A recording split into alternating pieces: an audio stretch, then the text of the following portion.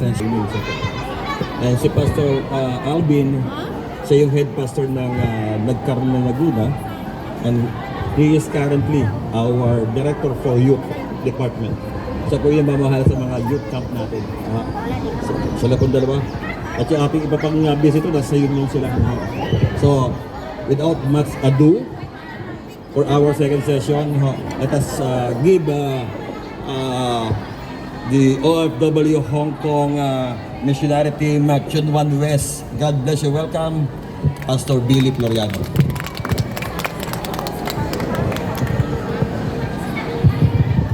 Amen. Naku, malakas ang boses ko.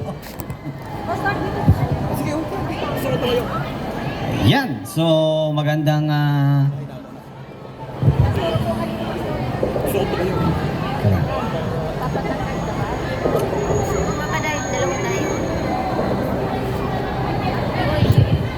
magandang hapon sa bawat isa sa atin. Amen po ba? Palakpan nga muna natin si Lord. Ayan. Okay, so salamat kay God kasi napakabait ng Diyos. Amen po ba? At dinala kami rito at si ate, familiar na, magkakilala na kami ni ate talaga, no? Ni ate Neil. Ayan. Sabi ko nga sa amin, maraming kaipiliado yan eh. Ako sa pangil, ano? At salamat kay Lord, salamat kay Pastor Abner. Ano, siya yung ating pinaka-head. At sa umagang ito, ay salamat sa bawat isa sa atin. Salamat sa masarap na pagkain. Salamat sa magagandang itsura nyo. Amen? At alam nyo, minsan pagkatapos kumain, minsan nakakaantok. Kaya si Ate Nil, hinila ako dahil ako'y antok na daw. Yun ang isang bagay na kahinaan ko. Mabilis ako makakatulog. Kaya nung nahawakan ko na si Pastor Alvin, pag upo dyan, siya natulog. Ako hindi tulog. Ako siya nahawa. Yan. Pero bago yun, ay pray muna tayo. Hingi tayo ng guidance kay Lord, sa Holy Spirit. Amen. Kahit na po maingay ang paligid, praise God, grupo-grupo, pero sa atin, itataas natin si Lord sa lugar na ito. Amen? Okay. Let us pray. Lord God, thank you so much for your presence, O Lord. Thank you, Lord, sapagkat you are faithful to us, O God. Alam namin, God, na sa tuwing ipangangaral ang iyong salita, something good is going to happen, Lord. Alam namin, Lord, gagawa ka, O God. Sa iyo ang papuri, ikaw maitaas at madakila. In Jesus' mighty name. Amen. Amen. Alam nyo, naalala ko kanina, no? Habang ako yung nagme-meditate, yung isang nabasa ko, no, sa...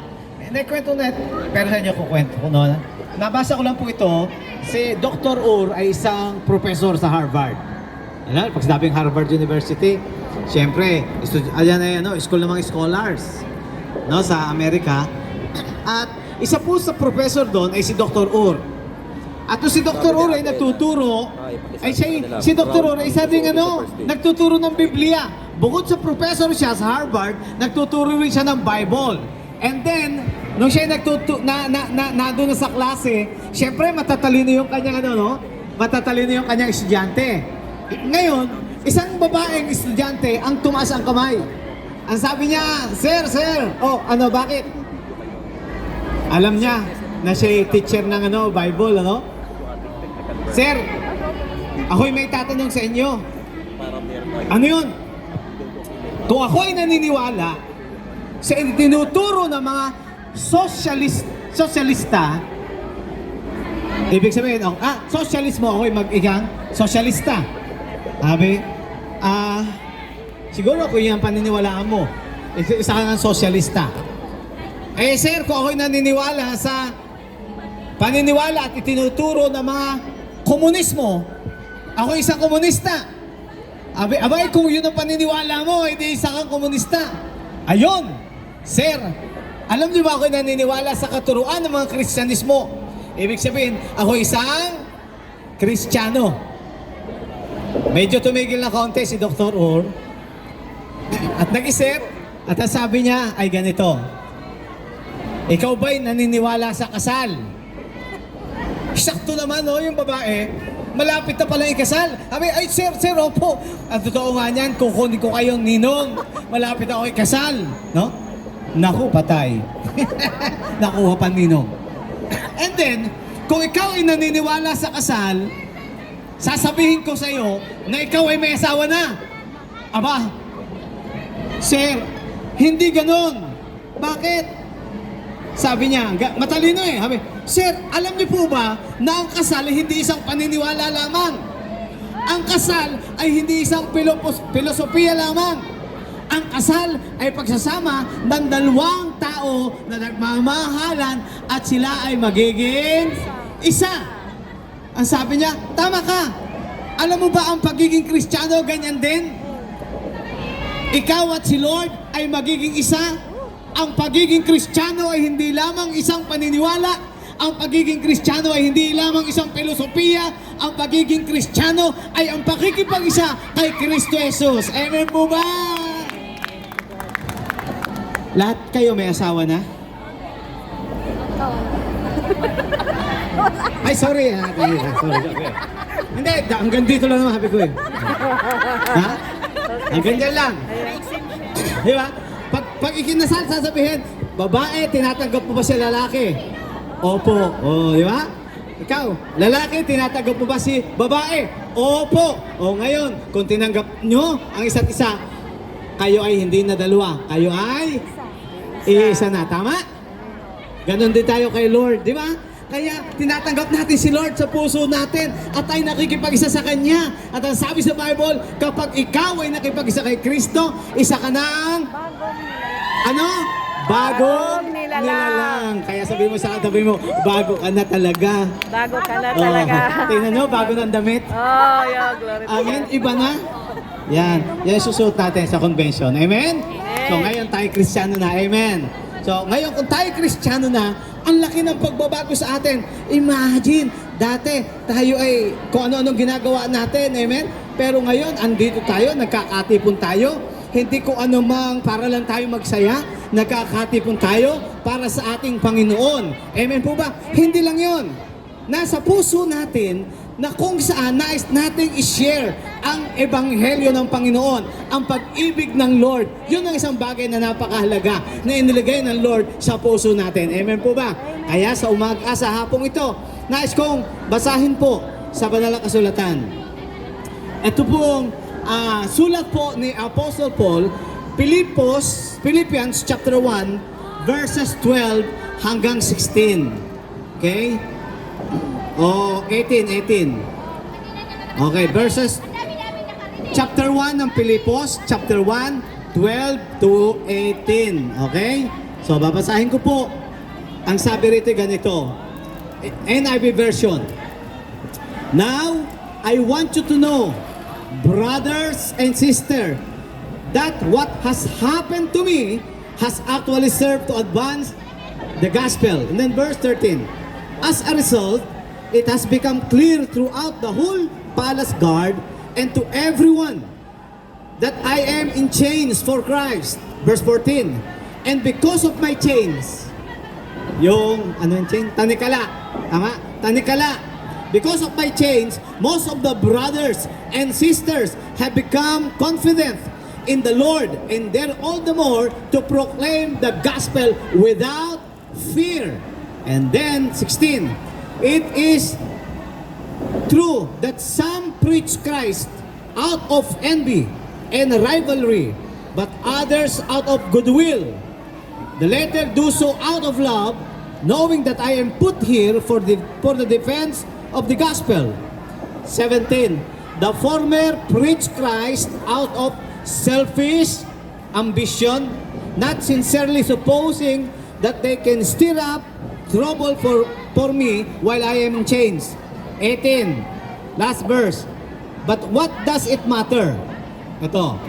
The important thing is that in every way, whether from false motives or through, Christ is preached, and because of this, I rejoice. Amen. I rejoice. Now, tingnan po natin, sapagkat tamang-tama po yung ating kalalagayan ngayon, sa inyo pong kalalagayan ngayon, nais nating i-advance yung gospel. Amen po ba?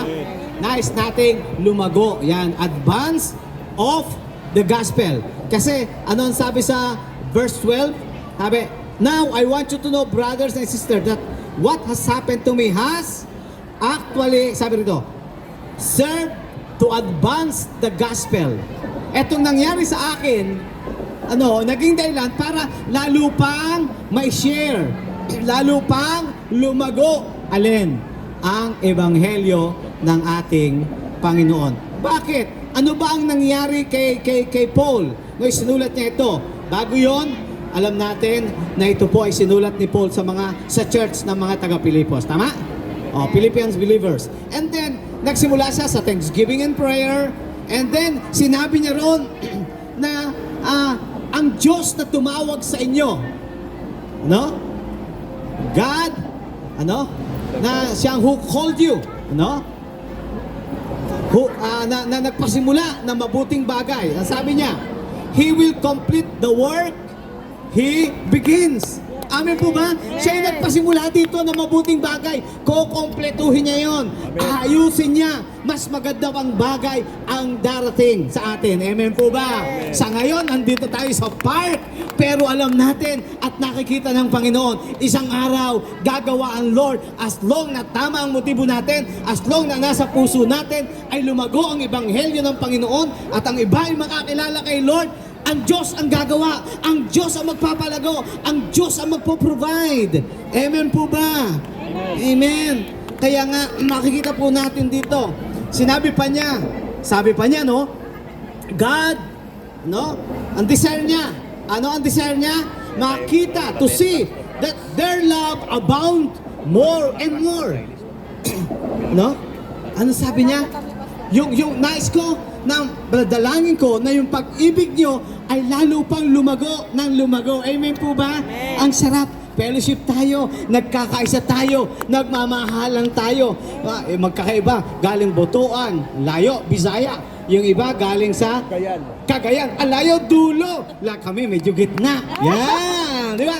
But, nagkaisa tayo, andito tayo, magkakaiba ang punto natin, magkakaiba ang salita natin, but praise God and glory to God. Pinagkaisa tayo dito ni Lord, hindi isang aksidente. Tandaan nyo, sa diksyonaryo ng Diyos, walang aksidente. Lahat ay may plano ang ating Panginoon kung ba't nangyari ang isang bagay. Amen po ba? O, palakan natin si Lord.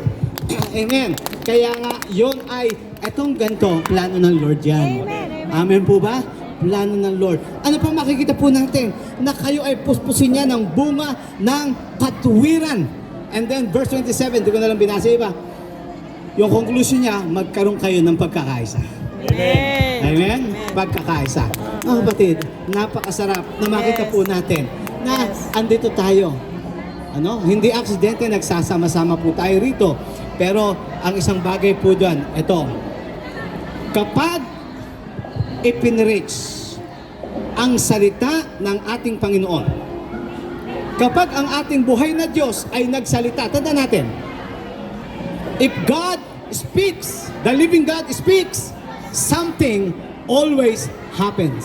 Amen. Amen? Something always happens. Kaya mahalaga ang salita ng Diyos, marinig natin. Amen. Hanggang ngayon, naniniwala po ako, tayo, nangungusap pa rin si Lord.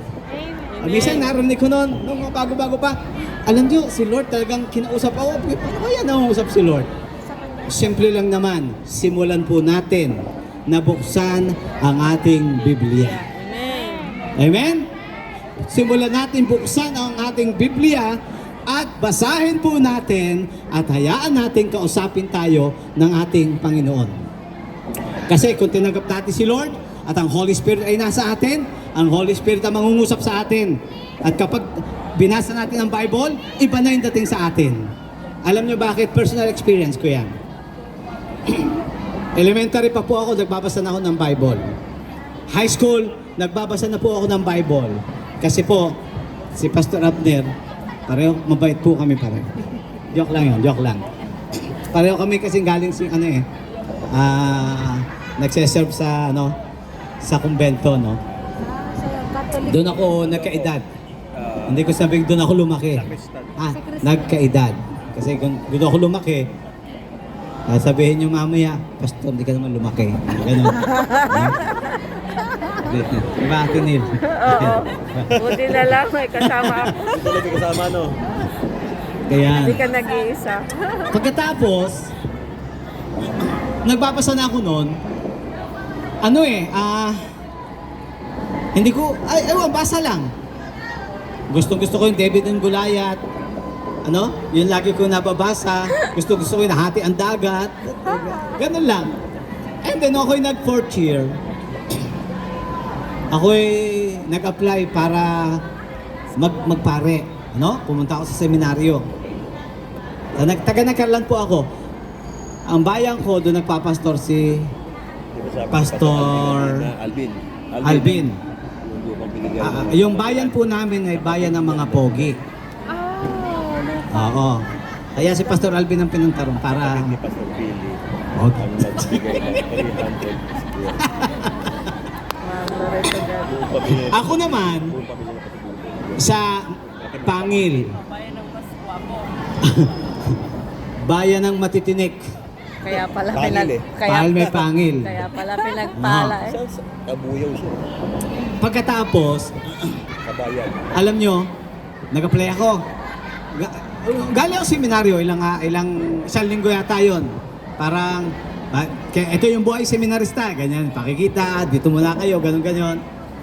Then pag uwi ko, yung mga kamag-anak ko na may mga born again na rin, Christian, pumunta sa akin. Punta. Pagkatapos, siniran ako ng salita ng Diyos. Siniran ako. Ito problema. Siyempre, galing ka seminaryo, Meron akong cross na ang laki. Galing doon eh. May cross na ang laki. Ikaw pala magpapare. Oo. Mali yan. Sa demonyo yan. Ba? Dapat, ang laki ng cross mo. Alsin mo yan. Hindi kay Lord. Gano'n. Alam niyo, sa halip na ako yan, sa halip na ako'y lumapit at makinig, lumayo ako. Lumayo ako. Kasi ano nadam ako? Hindi love. Hindi yung love. Ang nadam ako, gusto nyo akong makuha. Ganon. Gusto nyo akong makuha. Ngayon, hindi ako natuloy magpapare. Punta ako ng Maynila sa tiya ko. Dahil, nagkahiwala nanay, tatay ko nanay. Pastor Alvin huwag mong nang-chichismis sabihin mo, ito yung chismis ko sila. Doon kasi umate nanay, tatay ko sana. Nung nagkahiwalay, syempre parang ang hirap, panghanay ako Lumuwas ako. Pagluwas ko, nandun tiyahin ko, may nag-invite sa akin para umatin ng Bible study. Nung in-invite ako sa pag-atin ng Bible study, ayoko. Sa isip ko, ayoko, ibang relihiyon yan. Totoo yan. And then, kaya lang, magulo pa ang isip ko. At saka sabi ko, ba't kaya ako hindi tinanggap pagpapare? Yung gano'n, Ba't kaya ako hindi, kung ba kami, ako'y maliit laang. Hindi, biro lang. Kung ba kami walang pera, gano'n Wala namang sponsor wala nag-sponsor. Umaten ako. Alam niyo na ako umaten? Doon ako inipon ng Lord. Hanggang ngayon, alam na alam ko yung mensahe ng pastor, yung ilustrasyon ng pastor. Nung pinatanggap niya ako kay Lord, sabi ko, oo nga hindi ko pa naman talaga tinatanggap si Lord. Nagpe-pray ako. Lagi ako nasa simbahan araw-araw, tuwing may misa. Pero yung panalangin ng pagtanggap kay Lord, hindi ko po nagawa yun. Kaya, nung oras na yun, tumanggap ako kay Lord. Parang kaiba, sabi ko. And then, prayer meeting yun, nag-pray. Noong linggo, sumama na ako. Pagsama ko, nung nagpupuri. Parang ang saya-saya ng pakiramdam ko. Yung bang bigat na meron ako, parang wala akong kapayapaan nun. Parang ang sarap na ng pakiramdam ko. Sa pagpupuri pa lang, nabe-bless na ako. Tapos may nag-special number pa. Kumanta. Mga pipi at bingi. Nag-special number. Kumanta in His time. In His time. Aba, hindi sila kumanta. Yung interpretative. So, ganun lang yan, ganun. Ewan ko, sign language. Hindi ko maano kasi, bakit ito sila? Ilan sila? Ang dami nila eh. May bata, may tata. Mga pipe, bingi. Pero nagpapagamit kay Lord. Umiyak ako. Na ito yung gusto ko na makapaglingkod kay Lord. Iyak talaga ako. Tapos gusto ko laging may gawain. Gusto ko laging araw ng linggo. Parang kayo. Gusto nyo laging araw ng linggo na naandito, nagkakainan. No? Pero higit sa kinakain natin, Word of God. Amen. Amen po ba? Alam, Amen. gusto ko lang ganon. Tuwan-tuwa ako. Hanggang ito. Sa Bible school na ako pumasok. At naging pastor. Amen po ba? Amen. Kasi iba si Lord pag tumawag. Kaya sabi ko nga, walang aksidente kay Lord. Anong tinuro kanina? May plano, may layunin ang Diyos. Amen. Lagi natin tandaan, no? Si Ate Neil, napapanood niya yung aking Yes. YouTube. May series ako doon about plano ng Lord. Billy. Mula nung January, February, puro plano ng Lord. Paano matutos ang plano ng Lord? Kung ano yung plano ng Lord. Diba? May ano na ako, YouTube po. No? I-type ko lang po sa YouTube, Pastor Billy Floriano. Nalabas po yun. Ano? Ay, ano na lang. Subscribe naman po para madagdagan. Opo, walang problema. Ano? Ayun. Kaya nga, bakit ko nakikwento yan? Kasi, ang ebanghelyo, kapag pumasok sa puso ng isang tao, hiyak may pagbabago. Amen po ba? Kasi bakit? Naranasan ko po yan. I experience kung paano si Lord binago niya ang aking buhay. Kaya nga po, mapipilitan yata akong mag-English. Mag-English ka talaga. Yan. Yan, challenge. Therefore, Yan na. when the preacher speaks God's speech, something always happen. Amen po ba? Amen. Now, Paul might state like this: whenever Christ is preached, God is at work. Well, consider two ways. 2 points lang i-share ko ngayon. I just want to share 2 points, no? In the verses that we just read a while ago, no? Two things. Advance the gospel. Kasi why do I preach it? Kasi andito tayo sa park. Amen. This is not my first time to preach to the park. Dati sa Central. Yung unang-unang punta ko dito, hindi namin kasama si Pastor. I preach sa park. Ganito rin. Pero mas marami kayo. Praise the Lord. And then, yun, doon. Yung unang-unang kong punta rito. Kasi wala pang church pastor. Punta kami, bisita lang. And then, merong grupong ganyan. Nag-share kami. Di ba? Yun.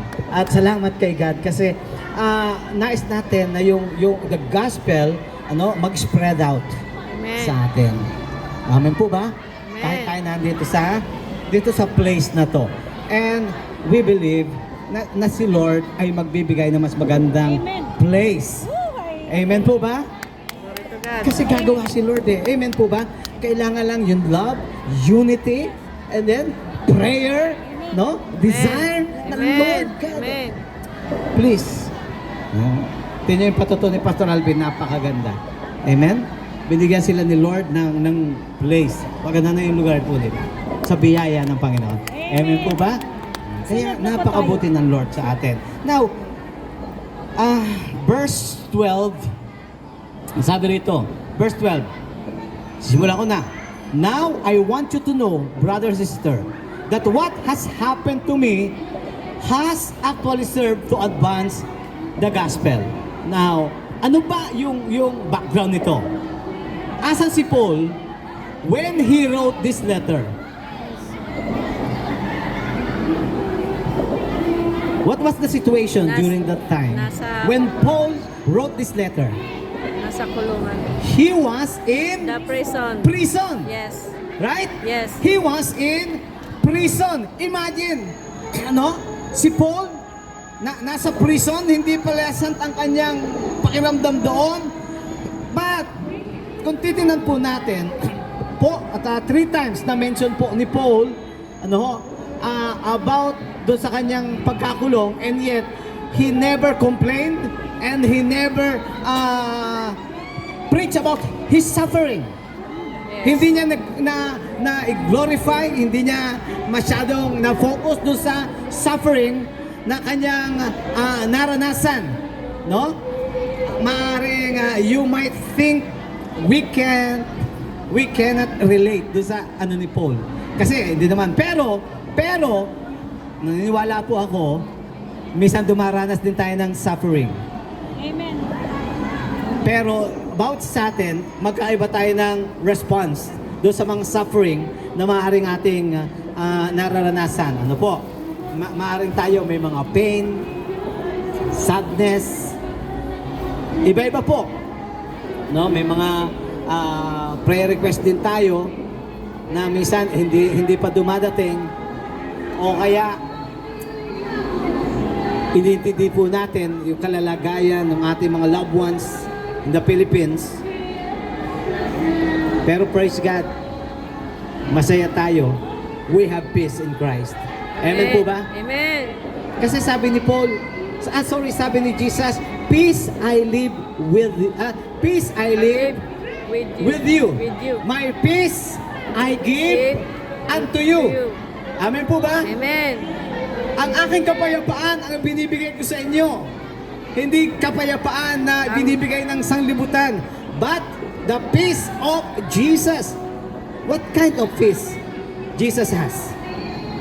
Kahit na po merong what's a storm, di ba? Natutulog siya doon sa bangka, nasa dulo siya, and then yung kanyang mga lagad hindi malaman ang gagawin.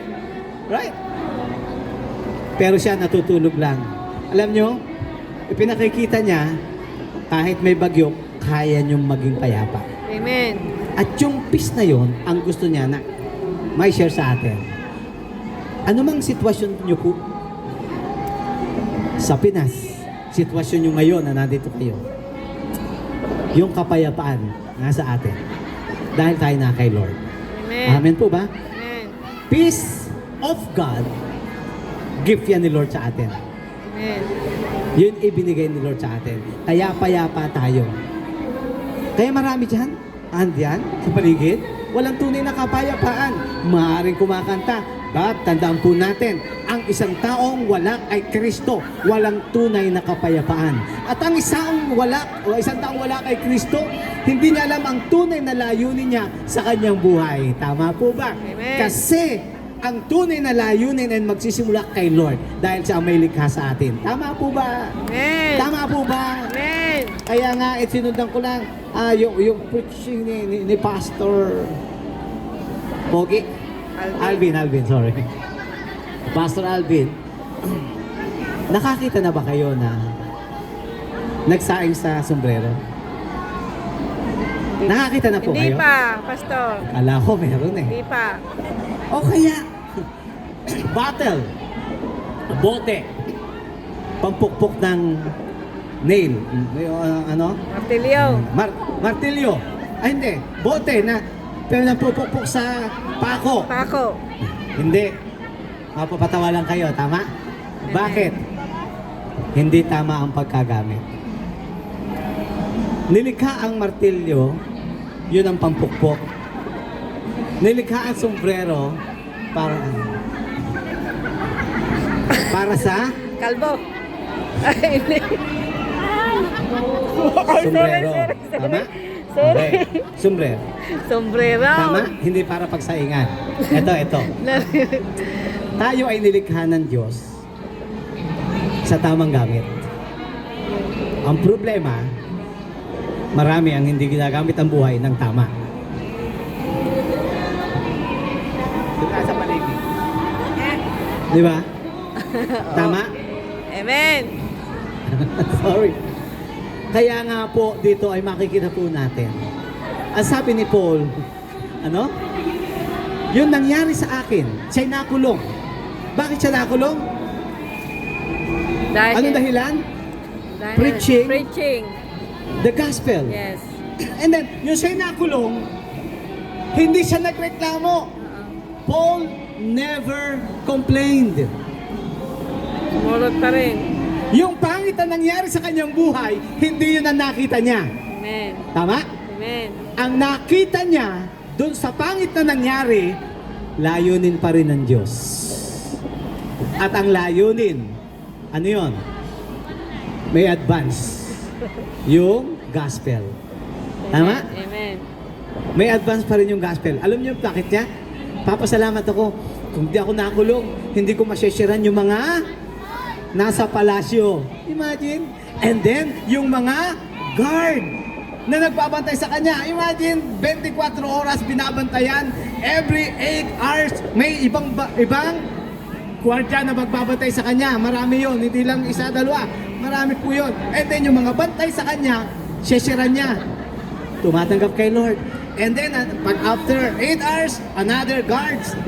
Wisesyaran niya, makakatam kay Lord, another God. Nasaan niya? Sabi niya, grabe si Lord, kahit sa kulungan. Amen? Yung kanyang tanikala, naging pagpabala. Amen? Yung suffering na minsan na ating nararanasan, nagiging blessing kapag nakikita natin yung layunin at plano ng Diyos kung ba't nangyari ang isang bagay. Tama po ba? Amen. Hindi po naikadena yung kanyang bibig. Naikadena yung kanyang katawan, yung kanyang kamay, pero yung pagpapalaganap na salita ng Diyos, hindi naikadena. Sabi nga, kahit tayo paalisin dito, amen? Tuloy-tuloy lang. Kasi hindi naman kayang takpan ang ating bibig. Hindi kayang, yung ating buhay na nakikitang pagbabago na ginawa ni Kristo. Nakita natin kung paano po si Paul, tiningnan po niya yung sitwasyon. Tiningnan niya yung sitwasyon ng kakaibang, kakaiba. Yung focus niya ay yung sa layunin ng Lord. Ang focus niya, yung layunin ng Diyos is to advance the gospel. So, kaya nga makikita po natin dito, number 1 point. The gospel advances in spite of difficult circumstances. Kahit sa mahihirap na sitwasyon, ang salita ng Lord, ang gospel, patuloy na lumalago. Amen. Amen po ba? Amen. At yun ang nangyari kay Paul. Kaya makikita po natin dito, lumago. Nakita niya yung ginagawa ng Diyos sa kanyang buhay. Kaya nga, salamat kay God. Amen?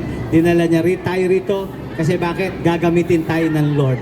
Ano mang sitwasyon, kahit tayo nandito, alam natin, si Lord ang magpapalago. Amen. Ginagamit lang tayo. Si Lord ang nagbabago ng buhay. Ginagamit lang din tayo. Amen po ba? Kaya nga, isang bagay, sabi nga nun, dahil sa aking chain, because of my chain, sabi niya, yung mga kapatiran, lalong lumakas yung pananampalataya. Lalong tumapang. At sila'y nag-preach without fear. Amen? Alam nyo, pag makikita talaga sa atin, na talagang buhay si Jesus sa atin, yung iba, alam nyo, ang buhay po natin ay parang Biblia. Hindi sila bumabasa ng Bible, pero ikaw babasahin ka nila. Amen. At pag nakita nila na ikaw na nagbabasa ng Bible, kakaiba, magbabasa rin yan. Maniwala ka. Anong meron kaya ito? Nagbasa lang ng Bible, gumandan na. Diba? Amen. Tama po ba? Amen. Kapag tayo na kay Lord, gumaganda. Tingnan mo ang katabi mo. At sabihin mo, ang gumanda ka ngayon. Amen. Diba? Amen. Oh. Kaya kapag tayo na kay Lord, tayo ay gumaganda. Amen.